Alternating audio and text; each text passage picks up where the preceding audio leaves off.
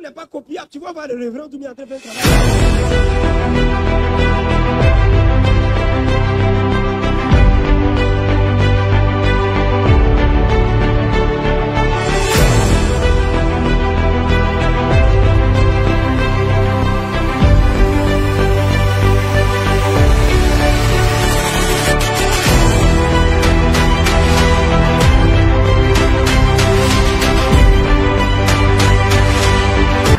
Hello les amis, j'espère que vous allez super méga bien. Je vais bien par la grâce de Dieu. C'est le révérend Doumia, je partage avec vous cette exhortation fantastique. Le thème de mon message ce matin, c'est l'orgueilleux et la prière. L'orgueilleux et la prière. Et je vous donne pour verset d'entrée 1 Pierre 5, verset 5, Jacques 4. Verset 6. 1 Pierre 5, verset 5, Jacques 4, le verset 6. Bien, un orgueilleux, c'est quelqu'un qui se dit en lui-même qu'il n'a pas besoin de l'autre. Il se dit qu'il se suffit à lui-même. L'orgueil se croit meilleur. L'orgueil ne s'excuse jamais. L'orgueil se dit qu'il a toujours raison, l'autre a tort. Même souvent quand l'orgueil dit « Ok, il n'y a pas de problème, c'est pas grave ». En fait, l'antenne dit « Laisse tomber l'affaire, j'ai raison, c'est lui qui a tort ». Ça, c'est l'orgueil. L'orgueil n'aime pas qu'on le corrige. L'orgueil n'aime pas qu'on lui dise « Voilà comment il faut faire ». Il veut toujours trouver la solution, lui-même l'orgueil. Donc du coup, ça fait que la fin de l'orgueil, c'est la ruine.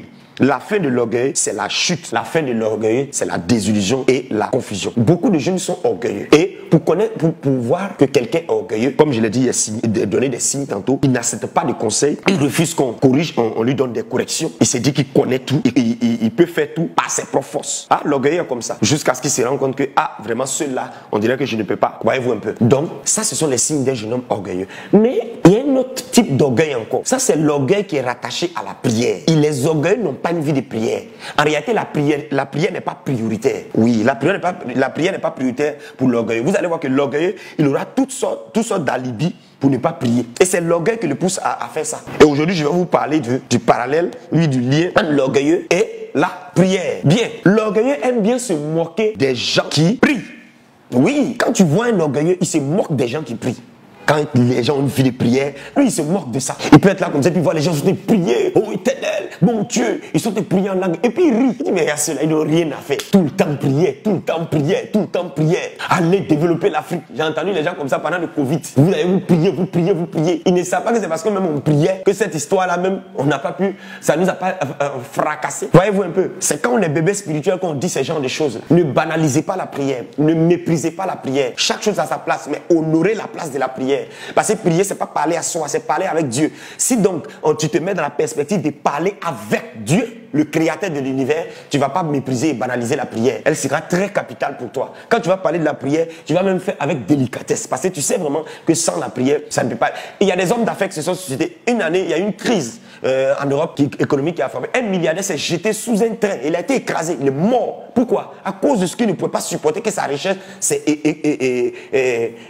écroulée. Mais s'il avait une vie de prière, le Saint-Esprit allait le fortifier. C'est là que tu vois l'importance de la prière dans les affaires. Bref, l'orgueilleux, il se moque de ceux qui prient. Quand il y a veille de prière, l'orgueil se moque. Quand on dit non, il y a ceci, c'est là, il n'est pas prêt. Parce que c'est dit que lui là, il est fort, il est intelligent, il a les capacités intellectuelles. C'est un grand intello. Deuxièmement, l'orgueil se dit en son cœur, il n'a pas besoin de prier pour régler ses problèmes. Lui l'appelle papa, il connaît un DG, il connaît ceci. Voilà pourquoi souvent les orgueilleux là, il rencontre de sérieux problèmes. Tu te dis que tu ne comptes pas sur Dieu, tu comptes sur ton oncle, tu comptes sur un ministre. Frère, le cœur de l'homme est torturé par-dessus tout. Celui-ci que tu comptes là, il peut te laisser un moment, il peut être très occupé, il peut même t'ignorer carrément. Mais c'est Dieu qui peut rappeler en la mémoire de cette personne ta situation. Donc il ne faut pas être aussi orgueilleux pensant que tu peux. C'est vrai que tu vois la route, tu as voiture, tu as billet d'avion, tu as tout. Même si tu as le visa, le passeport, le billet d'avion, tout est ok, parfait. Prends la peine de te confier au Seigneur.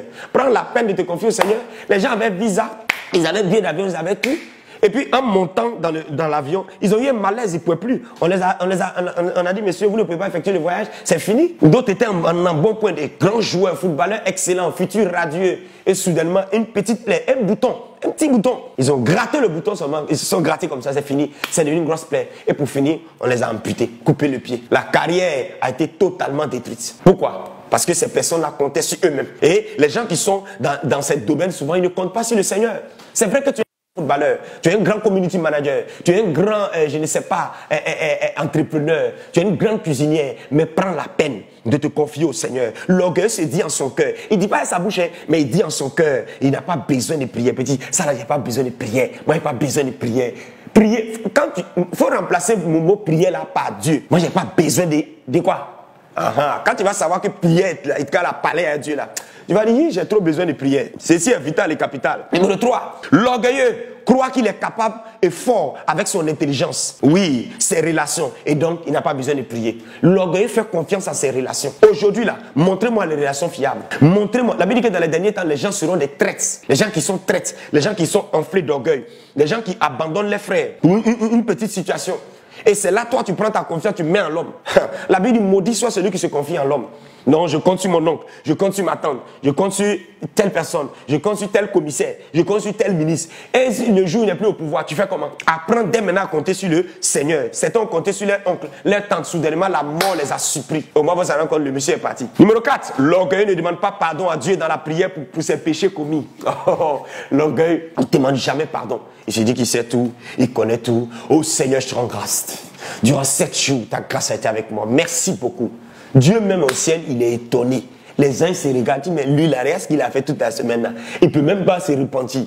L'orgueilleux se met pas à genoux pour prier. L'orgueilleux peut voir tout le monde à genoux, dans les costumes, dans les jolis habits prosternés, mais il croise ses 2 pieds, ses doigts dans les narines, et puis il dit, oh éternel, mon Dieu. Ah, mon frère. Même humainement parlant, même là, quand on vient devant quelqu'un qui est grand, là, on se fait petit un peu. En plus fort raison, le maître de l'univers. L'orgueilleux ne demande pas à Dieu pardon dans la prière. Lui n'a pas péché. Lui, il se croit meilleur que les autres. Même si tu avais 21 jours de jeûne et que tu étais en train d'adorer Dieu, souvent il faut avoir l'humilité de dire, Seigneur, sans toi je ne suis rien. Sans toi je ne peux pas. Aide-moi. 5e, l'orgueil ne prendra jamais le temps de se mettre à genoux une seule fois, comme je l'ai dit, pour supplier Dieu. Lui, il va se mettre à genoux. Moi-même, je me mets à genoux. Il est là, il a tout sur les théories. Est-ce que c'est quand on se met à genoux que Dieu exauce? Frère, souvent le cœur, l'attitude extérieure sera influencée par l'attitude du cœur. Quand on se met à genoux, là, en fait, c'est pas parce que quand tu te mets à genoux, Dieu t'exauce rapidement. Non. Mais quelqu'un qui se met à genoux, en réalité, il est en train de dire à Dieu, c'est sa seule manière à lui pour dire que Dieu, tu es grand que moi. Moi, je suis un humain. C'est pourquoi tu vas voir les gens, non seulement ils se mettent à genoux, mais même ils se couchent par terre. Parce que souvent, mais tu as envie d'entrer dans le sol. Si Dieu apparaît, toi, tu peux résister. C'est comme on met un coup la lumière d'un projecteur soudainement sur toi. Tu te à 5 heures, projecteur dans tes yeux. Tu vas avoir mal à l'œil. Tu peux regarder ça. Mais l'éclat de Dieu est des milliards de fois plus grand que ça. Et il apparaît, toi, tu ne peux pas rester là. Donc, devant la grandeur de Dieu, souvent, la seule chose qu'on sait faire, c'est immédiatement se mettre à genoux, immédiatement lever les mains, immédiatement se prosterner. Voilà pourquoi les gens se mettent à genoux. Parce que dans leur cœur, ils se disent qu'il est trop grand, ce gars, pour que vraiment je m'arrête devant lui. Voyez-vous, quand on va voir les rois du monde d'aujourd'hui, là, on vient pas comme ça, le roi, c'est comment prendre mon bord. Non, on s'incline devant le roi, on s'humilie devant lui. C'est ça, c'est l'honneur et le respect. L'orgueilleux ne se met pas à genoux. L'orgueilleux, point numéro 6, banalise carrément toutes les rencontres de prière et il n'aime plus toutes les promenades. Il ne voit pas en quoi est-ce que lui va prier. Mais ça va à l'école, mes business, ça marche. Pourquoi prier encore? Ah, toi aussi, toujours prière. Ça va, bien chic, oh, j'ai un foyer à Dubaï, tu sais, je dois aller au Loulou. Ah, ça va, oui, ça va, par la grâce de Dieu, ça va. Mais l'orgueil ne prie pas. Parce qu'il ne voit pas le danger futur. Il ne voit pas le danger futur. Un homme sage invoque Dieu. L'orgueilleux banalise toutes les rencontres de prière. Quand on dit non, si tu vois l'orgueilleux venir à la prière, souvent, c'est juste parce qu'on doit faire prière pour avoir l'argent, prière pour avoir passeport, prière pour avoir visa. C'est-à-dire son intérêt est visé directement. Tous ceux qui ont des marchés, spécial prière pour ceux qui ont les marchés à conquérir, venez. Oh, l'orgueil vient. Spécial prière pour ceux qui doivent passer le bac dans 3 jours. L'orgueil vient. Quand c'est ça, il vient. Mais si on dit prière pour l'église, prière pour les frères, les uns les autres, l'orgueilleux se dit, j'ai pas le temps. Un jour, on est en train de prier pour les pays du monde entier. Et puis, il y a quelqu'un qui dit, vous n'avez même pas encore fini de prier pour Côte d'Ivoire, c'est dans d'autres pays, pour d'autres pays. Vous allez prier pour la Chine et la Mauritanie, c'est par rapport à quoi? Vous voyez, ces gens de personnes-là, ce sont des personnes orgueilleuses. Leur amour est petit, c'est petit amour. C'est-à-dire, leur amour n'arrive pas à s'étendre loin pour toucher d'autres personnes, pour penser à d'autres personnes. La plupart de ces personnes-là, elles ne prospèrent pas. Elles ne vont pas loin. Dieu ne peut pas les élever. Les prophéties rattachées à ta vie, là, c'est lié au type d'amour que tu manifestes. La longueur de ton amour. Dieu nous parle de la hauteur, la longueur, la largeur et la profondeur. Jusqu'à quel niveau tu peux pardonner les gens. C'est ça on dit la profondeur. La largeur, aussi loin que tu peux aimer les gens. En Afghanistan, en Chine, au Japon, en Corée du Nord. Est-ce que tu aimes les gens? L'orgueilleux, il banalise toutes les rencontres de prière. Il s'en fout des autres. 7e point, l'orgueilleux fait confiance à ses parents. Il fait confiance à ses relations plus que Dieu dans la prière. Et si tes parents meurent? Et si un accident soudain arrivait? 8e point, l'orgueil s'en fout carrément des avertissements de Dieu sur la prière. Voilà cette vidéo en train de t'avertir. Tu penses que tout est calé, tout est ok. Souvent vous entendez les gens, mais vraiment tout était bien parti. Les gars m'ont appelé, ils ont accepté mon dossier. Bon, moi je ne sais même pas ce qui s'est passé. Au dernier moment, on dit qu'il y a un DG qui est venu, que non lui veut plus, il a déjà des trucs et puis on m'a remplacé. Mais c'est normal l'orgueilleux. Tu n'avais pas vu certains paramètres. Dieu t'a montré par là qu'il faut t'humilier. La plupart des gens qui se jouaient les gandagos, les grands, les dangereux, c'est une petite situation qui les a mis à terre. Une petite situation. Dieu les a humiliés par ça. Dieu les a brisés par ça. Il y avait un roi dans la Bible, un grand roi. Oh oui, il était orgueilleux. Il allait dans la maison de l'Éternel. Il a volé les choses du temple de la maison de l'Éternel. Et il est venu mettre dans son palais royal. Il humiliait, il était arrogant. La Bible déclare qu'un jour il était assis dans son palais, le doigt de Dieu est sorti sur le mur, ça a commencé à écrire. Un doigt qui écrit sur le mur. Toi, tu n'as pas avoir peur de ça. Et le doigt là écrit peser, peser, compter, diviser. Tu as été pesé, tu as été trouvé faible dans la balance. Tes jours sont comptés et ton royaume sera divisé. Mes frères, la prophétie est venue en un temps record. Ce roi qui était assis au palais, la Bible dit qu'il a commencé à manger des lèvres comme un animal. Il a mangé des lèvres. Vous imaginez le président de la République de votre pays en train de manger les herbes. Au goudron, tout le monde passe, il est fou. Monsieur le chef de l'État. Pouvez-vous imaginer, avant les rois avaient plus de pouvoir que nos chefs d'État d'aujourd'hui. Vous imaginez le grand roi, Babylone, grand royaume, puissant et fort. Vous voyez un peu comment Dieu fait. En une nuit, ils sont rentrés dans son royaume. Ils ont tout a été écroulé. Regardez l'histoire des chefs d'État africains, souvent qui ont été renversés par coup d'État, tués ou tout ça là. Beaucoup étaient orgueilleux, beaucoup étaient vantards. Ils pillaient les ressources, ils détruisaient les peuples. Toi qui es orgueilleux, toi qui penses que tu peux arriver par toi-même, Dieu va envoyer une situation pour t'humilier. Si tu ne cherches pas à t'humilier dès maintenant, tu es têtu par rapport à quelque chose. Tu ne veux pas prier, tu ne veux pas invoquer Dieu. Tu t'en vas investir des millions sans consulter le Seigneur. Le jour où ça va te passer par la tête, tu vas te rendre compte que j'ai fait un mauvais choix. Mais est-ce que tu es obligé d'arriver là? Est-ce que tu es obligé d'arriver là? Tu ne consultes pas Dieu. Pour tes études, tu ne consultes pas Dieu. Telle école est chic, je m'en vais. Mes amis, quand j'ai eu mon bac, je me rappelle, j'ai pris 7 jours de jeûne, une semaine chez mon pasteur. Je priais pour ma carrière. Beaucoup de personnes, après le bac, ont raté leur destinée. Je me suis rendu compte que Dieu m'a révélé ma destinée là où j'étais positionné de façon prophétique et stratégique. Parce que j'avais supplié le Seigneur. Même si tu as tout l'argent, même si tu as toutes les relations, même si tu as tous les moyens, en fait, tous les feux sont verts pour que tu roules. Aie la capacité au moins de dire, Seigneur, je ne connais pas le futur. Je ne me fais pas confiance. L'ordinateur est prêt. Les PowerPoint sont prêts. Le magasin est prêt. Seigneur, j'ai une base de données de clients. Mais je t'en supplie, je compte sur toi. Ton compte bancaire est garni de milliards. Tu as plusieurs milliards en euros, en dollars, en yens, etc. Tu as 1000 voitures. Tu as les terrains partout. Malgré ça, il faut dire, Seigneur, ma vie en tes mains. Je compte sur toi. Et tends ta main de grâce sur ma vie. Dieu dit, waouh, il est humble. Il est humble. Quand Salomon est venu au pouvoir, il n'a pas dit, ha ha ha ha. David, mon papa, est parti. Il a montré couleur aux gens. Hein? Il dit, Seigneur, pardon. Je ne sais pas diriger. Donne-moi la sagesse, pitié. Donne-moi la sagesse. Il a fait une offrande extraordinaire à Dieu. Dieu est apparu chez Salomon. Il dit, Salomon, non seulement il a donné la sagesse, mais il est riche. Regardez l'histoire de Salomon. Regardez l'histoire de Salomon. Regardez l'histoire de Salomon. Tu as besoin de descendre de ton piédestal. 9e point. L'orgueil entend. L'orgueil entend. Il voit tous les jours autour de lui des morts, des malades, des accidents très graves, des échecs scolaires, des morts par empoisonnement, des têtes coupées pour des sacrifices rituels, pour des rituels. Mais l'orgueil dit quand même, ça c'est à payer jamais arrivé. L'orgueil, il est fort. Il voit tous les jours les funérailles, il dit, my God, ils sont morts, hein? My God, c'est parce qu'ils ne mangeaient pas bien. Hein? L'orgueil est têtu, malgré tout ce qu'il va voir, malgré les signes, les rêves qu'il a fait, il ne prie pas.